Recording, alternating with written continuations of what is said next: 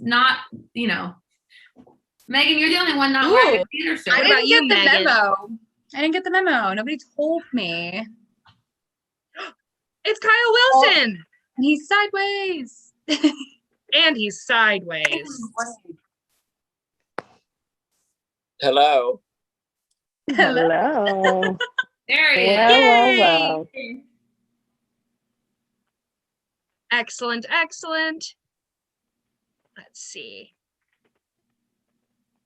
Oh, Karen Bowersock is here, but as an attendee.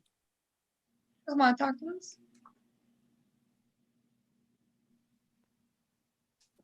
Karen, if you wanted to jump in as a panelist, just do the email that came directly from me as opposed to the one that went out to all of the peoples. Hi, Rose. Hi, Marilyn. Hi, Travis. Hi, everybody. Thank you for joining us. We'll see if we can get Karen over on the same screen, and then we will begin. Caitlin, I'm once again representing team design here. Fantastic. Yeah, where are the twins? They're in tech. Yeah, they're in tech. We're having a fight. They don't want to see me. They actually told me specifically they did not want to hang out with Kyle Wilson. It happens. They asked me if you'd be on the call, Kyle. I'll be right back. I need to shut this light up that's behind me. Oh, yes. Mary Ellen, you'd be very proud of the lighting design that I do in this room. I've got like my bedside lamp pointed at my face. It's, some really high-tech stuff. Oh, everyone looks great. I don't know if I look great, but I'm here. You always look great, Kyle. Thank you. Thanks. Are you missing the tavern boneless wings more than ever? Absolutely. I am so missing them. Oh, we don't want that. I am missing them a lot. But my internet shows my internet shows tonight to be absolutely horrible. Oh, here we go. Karen, I'm going to promote you to panelist.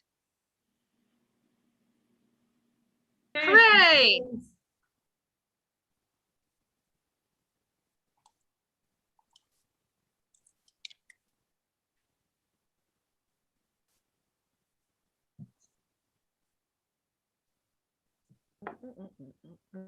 How are you, Mary Ellen? I'm good. I'm good. Wonderful. Hi, Karen. Hello. Excellent. Sorry about that, but we are here. We are live. Welcome to our Talkback of Florida Girls by Nancy Hasty at our Bristol Valley Theater outdoor production at the Oscar P. Swebbins stage. My name is Caitlin McNicka. I'm the Associate Artistic Director at BVT, and I'll introduce all the people on your screen. First, we have your stage manager, Megan Finlay. We have your actress and star, Jennifer Arfston. We have lighting designer, Mary Ellen Stebbins. Hello. Director, Kyle Wilson. And BVT Executive Artistic Director, Karen Bowersock. Welcome, welcome, everyone. Thank you for joining us. We've got some people in Rochester, in Naples, in Geneva, and are you both in Brooklyn? Is that, or am I just making that up? Well, I'm in Queens, but I'm like 7 blocks from Brooklyn, so it's, tomato, tomato. Exactly. I am in Brooklyn. Excellent. Well, welcome. Thank you all for joining us. And I just got some questions for everybody. Karen, similar question to what I asked last night. What, when you were going through all of the potential plays that we could have done this season, what about Florida Girls stuck out to you? It was not what I expected at all. And I always like the element of surprise. It was so human. I thought it was going to be like almost like a sketch comedy Carol Burnett kind of thing, which is greatly entertaining, but maybe not for an entire evening. So it was actually, to tell the truth, we had another play in the lineup in mind that we couldn't get the rights to. So I was like, suddenly I had a hole in the lineup and I had to figure out what, I already felt I had read every one person play known to mankind. And then I got wind of this one through a publisher that I don't usually go through. And again, I was just struck by the humor, which I like. I wanted to include some humor throughout the season, but also just the humanity of the family was so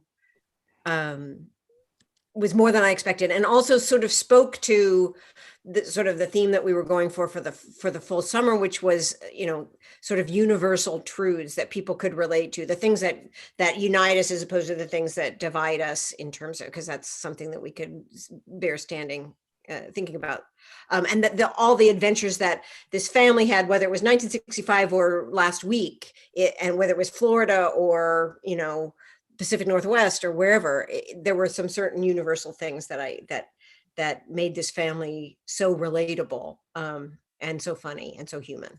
So that's what I liked about it. Excellent. Jen, we pretty much at every talkback get the question, how do you learn all those lines? However, I think we are all dying to know, how did you learn all those lines? And I know that everybody has their own kind of style for memorization, but the usual just kind of repetition probably isn't going to cut it. So how did you memorize an hour and 15 minutes worth of solid talking? Yeah, it was very intimidating, and I put it off a little longer than I felt I should have, because I was like, I'm not sure how to approach this. Do I want to go scene by scene? Do I want to go character by character? And it did end up being a lot of repetition. But one trick that I did through the play, there's a lot of back and forth. But whenever there was a long stretch of one character, I recorded a voice memo of myself just saying the entire 6 minutes or so of a monologue, and then would just play it back to myself over and over. So there was quite a few days where I would be at the gym working out, and I was truly working out to my own voice, doing a monologue over and over. And I was like, yep, better really keep those headphones in. I don't need anyone else hearing what I am jamming out to right now. That was the only kind of trickery thing that I really needed to do with those long monologues of one character. And that was helpful. It just kind of helped it to sink in. But the most helpful thing was getting here and marrying it to the movement. So once we got into the staging process and I could kind of ground myself and we could establish who was in the space, where they were, who you were talking to, it started to make it so the picture was much clearer, and that made it so the words could sink in. Awesome. Kyle, you have been part of the BDT family for a couple years now, but this is your first, you directed Bad Dates last year, the virtual production, but this is your first kind of in-person directing. So how do you usually go about preparing to direct a show, and how do you go about preparing a show that is only one actor but 15 characters? Yeah, I think my preparation was different for this, in that I like to come in with a lot of staging ideas, and even just things sort of staged out, meaning like, where are they moving? When are they moving? And what does it all sort of look like? And while we had talks with the fantastic designers, Mary Ellen, who's here, and the Swaders, who are not, and Liz, who's not here as well, I sort of was like, well, this is sort of the general idea. And I think I was much more about just like being familiar with the play. And then once we got there, sort of coming up with it with Jen, which is sort of not something I'm super used to. But it was great. And it was, I think, exactly the right move for this show, just for us to sort of figure out together, what does it mean that Jen, one person, is having a conversation between two people, sometimes six people. And what does that look like? So yeah. Yeah, I mean, that totally makes sense because in a lot, a lot of times people imagine a one person play and it's one person and they're changing hats or they're putting on glasses or they're doing, and I don't know how you came to the decision to not employ that tactic, but I imagine it would be very difficult to be able, especially when some lines are Dee Dee, what? Dee Dee, what? There'd be too many hats. There'd be too many hats all over the place. That was why we didn't do it. we couldn't keep track of the hats possibly. No. Can I ask a question? Yeah. Because it's sort of a question comment. I mean, what sort of blows me away about this performance and this directing job and everything about this is when I read the play, sometimes I didn't know who was talking. I never have a doubt of who is talking for a moment. I always know. And that was my biggest fear of seeing the play, was that we'd get confused. Crystal clear. Kudos to both of you for doing that. The crispness with which that happens, was that something that came over time, or was that something that Jen came in with, or is that something that you specifically focused on either as the actor or as the director? Because I'm sure Jen can chime in about this, but I do just want to say Jen came in super, super prepared. So we could sort of instantly get into, and Jen came in with like all these people pretty fully formed. And Jen can talk about how she did that. But so we were light years ahead of, I guess, where we would normally be starting, just because of Jen's preparedness. And we could start figuring out what all that looked like. But I'm sure Jen has more illuminating things to say on the matter. Thank you. I tried. I wanted to make sure that, you have the time and space. It feels much better when you have the time and space to play and solidify to get to that crispness. I think that certain characters came easier for sure. And that would be reflected in when I would kind of introduce one to Kyle. And my favorite would be when Kyle would go, all right, we got her, moving on. I was like, yeah. Like that one, she's here. And then others, it took a little bit longer. I am deeply interested, just as an actress, with mannerisms and finding, no matter, even if I'm just playing one character, I make sure, or even just in an audition, I'm going to come in with one hand gesture, with one movement that grounds me in them, that makes it so that it's not me. And it's honestly, it's like, I feel like that sounds good, but really it's a crutch, because if you don't know what to do with your hands, I'll go, okay, what's my tick? And I have the character's tick ready. So it's kind of building from that, making sure every character had a movement that the audience, that would key me in and key the audience in to, okay, now this is this person. And interestingly enough, that's something that I learned from watching some long form improv comedians, when they would be making up new characters and they would go, okay, now this, and you're like, all right, I remember who that is. And this is their one gesture. And so it was almost keeping it as simple as possible, and then like building upon that between me and Kyle, and saying, okay, this one's not as clear. She needs more, he needs more. How can we build from the simple to make it more full? So I'm glad it was effective. It was certainly challenging when at first it was like, here's 12 people. Yeah. But yeah, we slowly but surely made them who they are. Wonderful. Megan, you have also been part of the BDT fam for several years now. How does running an outdoor show differ from your usual experiences that you had here in the 2018 and 2019 season? It's not as different as you'd expect. I felt like going into this being the first time I've ever done a show outside, I was like preparing for just a complete shift. But mostly I feel like it's just a bigger challenge for the actors in terms of staying focused, because there's so much external noise that we can't control, whether it be the birds or a tractor driving by for 45 minutes or someone mowing their lawn. Like there's so many things that we can't control.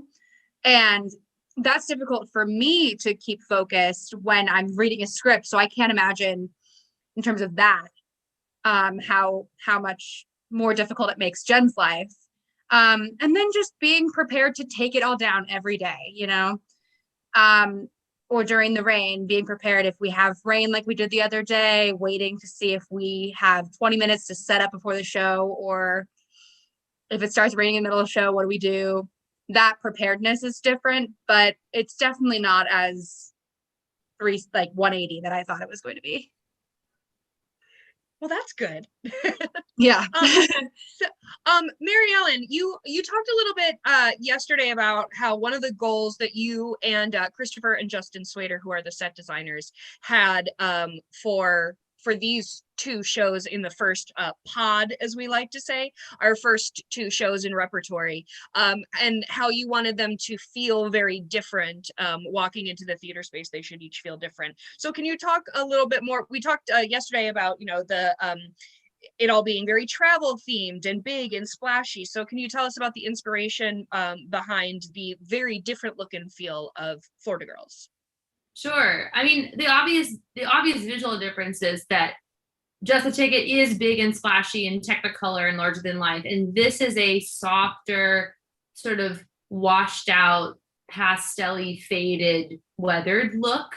You know, the paint treatment, the props that are chosen, even to some extent what Jen is wearing, you know, I mean, you are wearing the brightest colors in the room, but it's not something that's like sort of jumping at you. So right away, I think when you see the Florida Girls set at pre-show, you notice that this is something that sits more like a forgotten back porch. But it's interesting because Kyle, we already sort of touched on this a little bit. One of the things that was really important in this piece was not to complicate it. Because there was so much going on. And unlike Just the Ticket, which wants the gag of the props and the stuff to mess with, and you know, that's part of the humor, this is a piece where anything that we put on stage will get in the way, quite literally. And so we had two wonderful meetings with Kyle where the four of us just sat down and went scene by scene and said, what is the absolute least amount of items we can put in the room to make this scene work? And then every time we got to a new scene, we were like, can we use the item from the last scene? Does it have to be a different item? And we sort of figured out like, okay, what we really need is a place to sit and this wash tub. And that's it. You know, I mean, that's all you have, Jen, really, on stage. Am I forgetting anything? I think that's literally all you have on stage. Oh, the cube Right. that yeah. So open up. there's three, the sittable bench, right? I always think, is that the wash tower or not? Yes. So we started with that. So trying to make a physical environment that allows for Jen to do the work instead of bogging her down with all this business was really critical. And I have to credit Kyle for being willing to trust us on that. I think this is easily a play where you can start to just add things and all of a sudden it's like a person doing a juggling act on stage. It is the too many hats problem. So that was kind of how we got to where it was. And the front porch idea, I think also was important to have a sense where she could sort of have a small level of some sorts, to have some places to go, some geography to anchor on the stage, but something that felt relatable. And the twins had so many beautiful images coming into it about clothes, you know, hanging out to dry. I mean, the first scene of the play is this beautiful description of this sort of overworked housewife trying desperately to get the kids ready for the dad to come home. And the thing that's keeping them from going is that there's all this laundry that hasn't been dealt with and all these peas that haven't been shelled. So bringing that inspiration into the set and sort of giving her that space, the mom that space to be, felt right. I do. I love the three lines. It was, I think, maybe the first day of work after we all kind of met each other and had a meeting and decided, okay, like here's what the first week is gonna look like. Everybody snap to it. The Swader brothers went over to the costume shop and were just basically like, where are all of your clothes that are white, off-white, tan? And me and Zach, who's the costume assistant, just kind of pointed out like, well, these couple of boxes and these areas, and they pulled so many things that now is just this beautiful kind of moving wall that interacts with the environment in such a lovely and kind of realistic way. I mean, we would have had to pay a lot of money to make those things move as well as they do outside. Like, that is the theater magic from the great Mother Nature. So wonderful. I had a question for everybody. Because we all laugh ourselves silly watching the show and watching Jen get in her cardio workout. What is the character that you relate to the most? It kind of depends on where I am, because I definitely, like, when anything inconvenient happens, I'm immediately Dee Dee, just like, no, this isn't. But then I also kind of relate to Dale, and he just wants to get stuff done, and he just doesn't want all this nonsense. But also I feel like I'm insane like grandmother too, so I'm a nice kind of mix. Megan, what do you think? Oh, I said it from like the second day of rehearsal. I was like, I'm Dixie. She's a little nuisance, and that's me. She's bugging everybody, and that's what I like to do. Mary Ellen? I think I might relate to the mom. Like, I think there's something about that, but I want to give a shout out to Yulene, because I really love Yulene, and like I think I could grow up to become Yulene, like the person, like I just love when she's like, get the gun. So like I just have to lift up Yulene a bit. Wonderful. Kyle, what about you? I'd like to think I was like the mom and they're like getting everything done and everything, but I think everyone here would disagree with that. And I think I like that Dixie's a little stinker, and I think I can be a little stinker too. We've just got a company full of Dixies. My goodness. Karen? I cannot do it all, Lord. I cannot do it all. I think that's going to be that, and I do know are going to work their way into our permanent vocabulary. I also like I'm looking for a switch. I am looking for a good one. I'm looking for a switch. Jen, what about you? It really depends on the day. But when I was approaching it, I did say to myself, like, I want Doreen to be closest to me. Like, I want to feel like she's kind of the anchor, and then I build everybody else off of that. But I actually answer and say my introverted self is very, very Doreen, and my stage self is very Bobby. Bobby felt really good to slip into. She doesn't ever feel like too far of a stretch. Jen locks into Bobby. Where I like to live. Quite extraordinarily.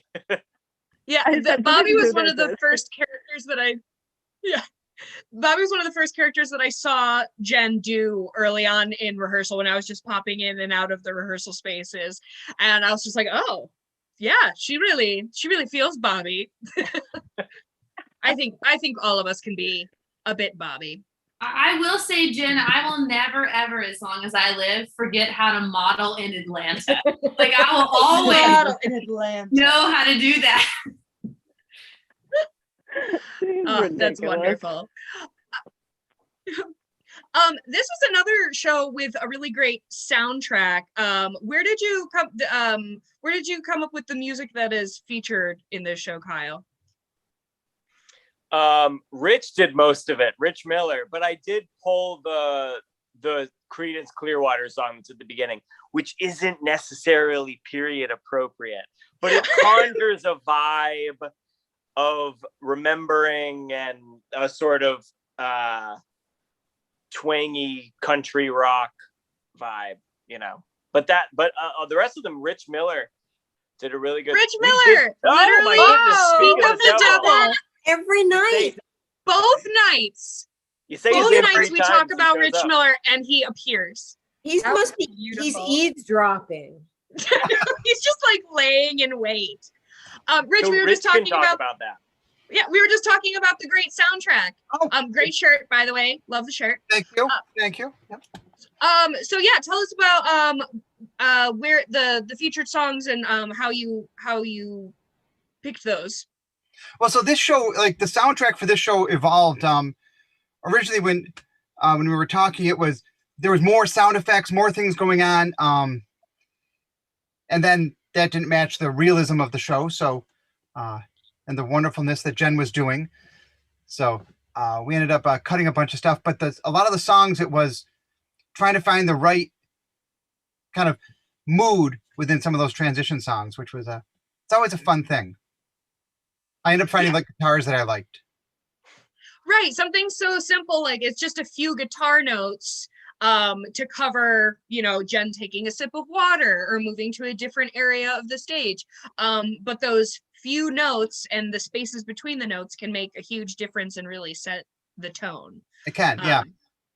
And Rich did pull what we had sort of initially been playing with, and this was really brought on by Jen bringing up this fantastic Lily Tomlin one-woman show that Jen was, I think, very inspired by, which is very much about she's moving through the space and touching invisible things and they're making noises. So if she turns on a faucet, an invisible faucet, it would make a water noise. And we played with that for a little bit, and then it just got, as Mary Ellen was saying, it was like, it just got too much, and you were just annoyed and you just wanted to watch Jen interact with invisible things without sound. So there's a few of them still in there, but most of them we axed, which Rich was very kind about. I did find a great flamingo being ran over. He did. That's He so did. specific. That's Like a the plastic sound effect. flamingo or a real, like a live one? It was a plastic flamingo. Okay, good.